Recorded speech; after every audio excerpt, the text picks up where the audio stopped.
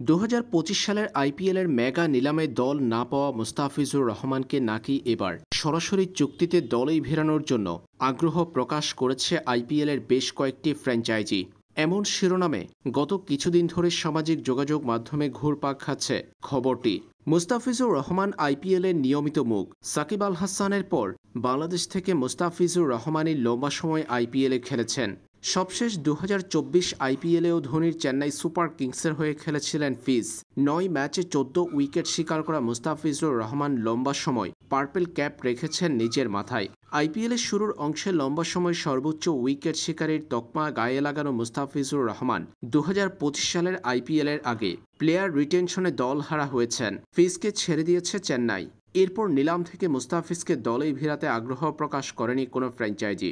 Bangladesh cricket বোর্ডের কাছে নাকি মুস্তাফিজ এনওসি চেয়েছেন, এমন খবরও বেরিয়েছে সামাজিক যোগাযোগ মাধ্যমে। তবে বিষয়টির সত্যতা জানতে বাংলাদেশ ক্রিকেট বোর্ডের ক্রিকেট পরিচালনা বিভাগের ডেপুটি শাহরিয়ার নাফিসের কাছে প্রশ্ন রাখা হয়েছিল। তিনি জানিয়েছেন, মুস্তাফিজুর রহমানের আইপিএলে যাওয়া প্রসঙ্গে কোনো তথ্য নেই তার কাছে, কিংবা ফিজ আইপিএলে যাওয়ার নিয়ে এনওসি চাওয়া সংক্রান্ত কোনো তথ্য নেই বিসিবির কাছে। সামাজিক যোগাযোগ মাধ্যমে এই সমস্ত গুঞ্জন গুজবই হতে পারে। নিলাম থেকে দল না পাওয়া মুস্তাফিজকে ২০২৫ সালের আইপিএলে দেখা যাওয়ার সম্ভাবনা নেই।